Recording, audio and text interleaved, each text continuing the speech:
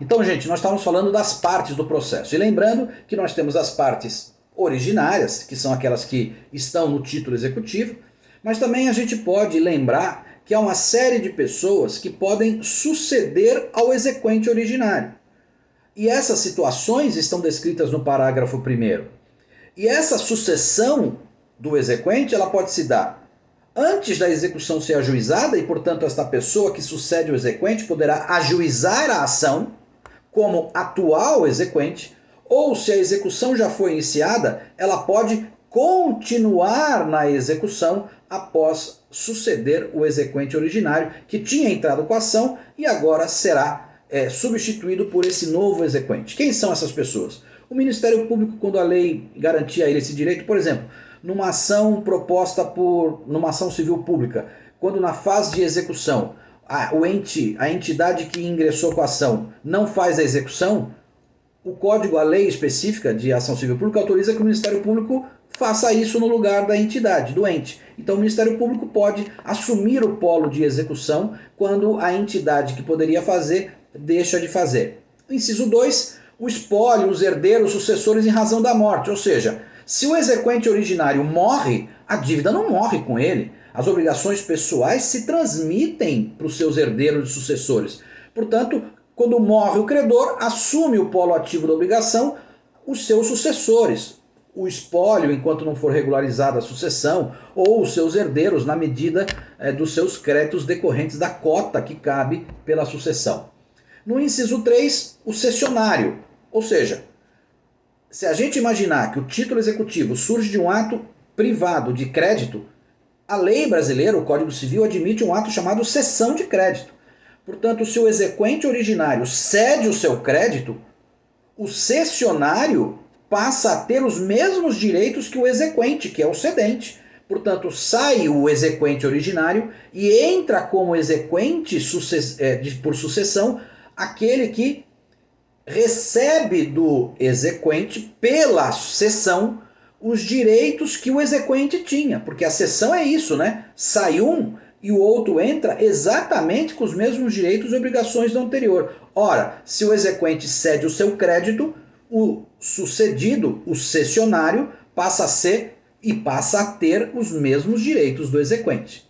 E no inciso 4, o subrogado, ou seja, aquele que por lei ou contrato assume a posição de uma outra pessoa. Vamos lembrar, se eu sou fiador de um contrato e o meu afiançado não paga o aluguel, por exemplo, é óbvio que o locador pode cobrar de mim. Portanto, se eu pago o débito do meu afiançado, eu me subrogo nos direitos do locador. Ou seja, o locador, que era o exequente originário, eu, como paguei o débito do meu afiançado, passo a ter por subrogação os mesmos direitos que o locador tinha como credor. Portanto, essa figura da subrogação.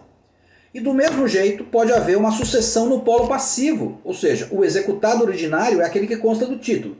Mas o artigo 779 prevê situações em que o executado saia da relação e outra pessoa entre no lugar. Quem são? Óbvio, o devedor é o primeiro caso, o devedor originário.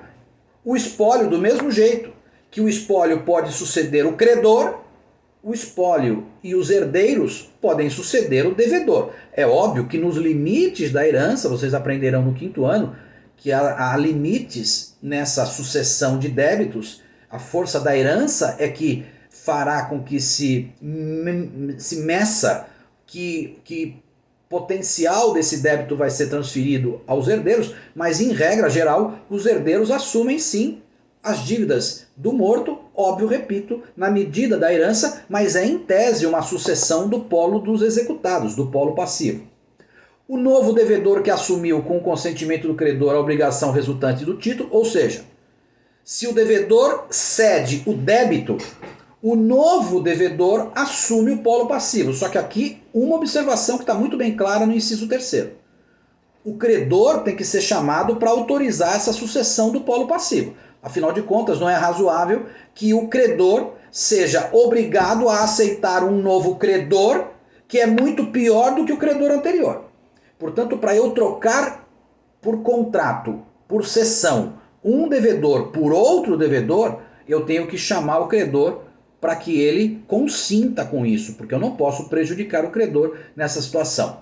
No inciso 4, o fiador, portanto, o fiador é um sucessor do devedor originário, né? Quer dizer, se o executado não paga, a gente pode, portanto, cobrar a figura do fiador. O responsável do bem, que é objeto do direito real de garantia, portanto, se o bem está em nome de alguém e esse bem é objeto de uma hipoteca, o dono desse bem passa a ser também o coexecutado. Além do devedor originário que consta do título, o dono do bem que estava garantindo a obrigação, esse também passa a ser atingido pela execução. E por fim, o responsável tributário, ou seja, eventualmente o sócio de uma empresa que deva um tributo e por algumas considerações que a gente não vai ver agora porque é matéria tributária, o sócio pode vir a ser responsável também. Tá bom? Um abraço!